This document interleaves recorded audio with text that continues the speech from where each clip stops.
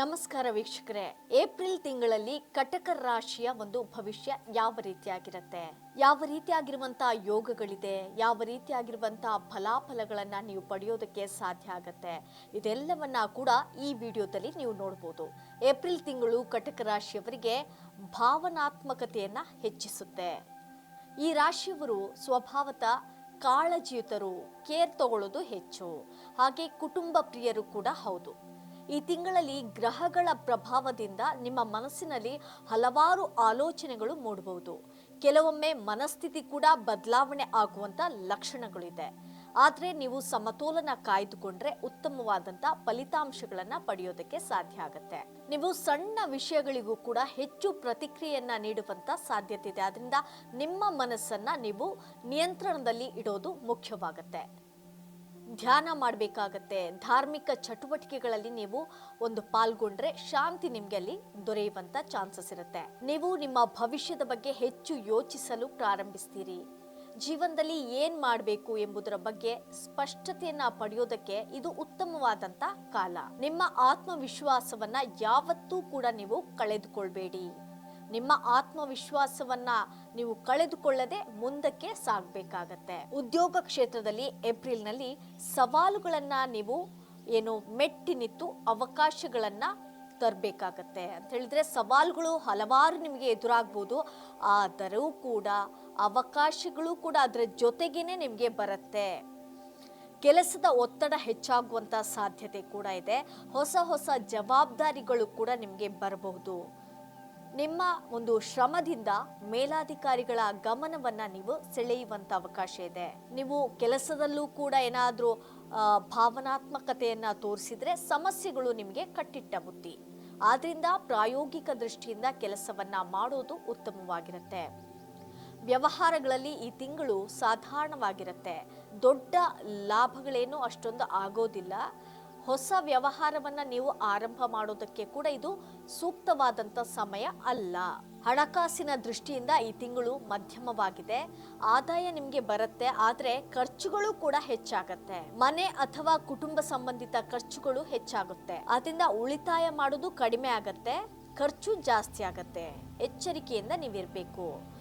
ಏನಾದ್ರೂ ಹೂಡಿಕೆ ಮಾಡೋದಾದ್ರೂ ಕೂಡ ಎಚ್ಚರಿಕೆಯಿಂದ ಮಾಡಬೇಕಾಗತ್ತೆ. ಹಣವನ್ನ ಜಾಣ್ಮೆಯಿಂದ ಬಳಸೋದು ಮುಖ್ಯ.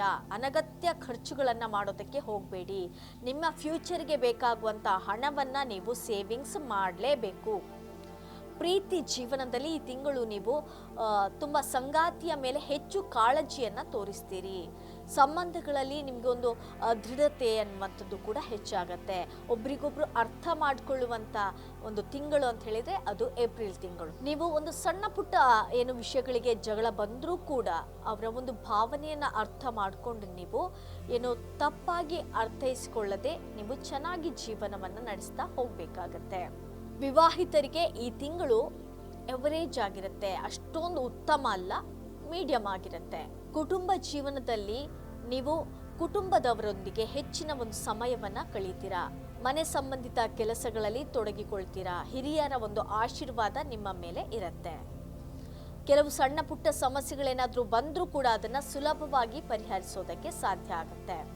ವಿದ್ಯಾರ್ಥಿಗಳಿಗೆ ಈ ತಿಂಗಳು ಉತ್ತಮವಾಗಿದೆ. ಓದಿನಲ್ಲಿ ಆಸಕ್ತಿ ಕೂಡ ಹೆಚ್ಚಾಗ್ತಾ ಹೋಗುತ್ತೆ. ಹಾಗೆ ನಿಮ್ಮ ಒಂದು ಕ್ರಿಯೇಟಿವಿಟಿ ಏನಿರುತ್ತೋ ಅದೆಲ್ಲಿ ಎಲ್ಲ ಯಶಸ್ಸನ್ನ ಪಡೆಯೋದಕ್ಕೆ ಸಾಧ್ಯ ಆಗತ್ತೆ. ಹೊಸ ವಿಷಯಗಳನ್ನ ಕಲಿಯೋದಕ್ಕೆ ಕೂಡ ಇದು ಸೂಕ್ತವಾದಂತ ಸಮಯವಾಗಿದೆ. ಆರೋಗ್ಯದ ವಿಷಯದಲ್ಲಿ ಈ ತಿಂಗಳು ಸ್ವಲ್ಪ ಎಚ್ಚರಿಕೆಯನ್ನ ವಹಿಸಬೇಕಾಗತ್ತೆ. ವಿಶೇಷವಾಗಿ ಮಾನಸಿಕ ಆರೋಗ್ಯದ ಕಡೆಗೆ ಗಮನ ಕೊಡಬೇಕು. ಒತ್ತಡ ಹೆಚ್ಚಾಗ್ಬೋದು, ಆತಂಕ ಹೆಚ್ಚಾಗ್ಬೋದು, ಜೀರ್ಣಕ್ರಿಯೆಗೆ ಸಂಬಂಧಪಟ್ಟ ಹಾಗೆ ಸಮಸ್ಯೆಗಳು ಉಂಟಾಗ್ಬೋದು. ನೀವು ಧ್ಯಾನವನ್ನ ಮಾಡಬೇಕಾಗತ್ತೆ.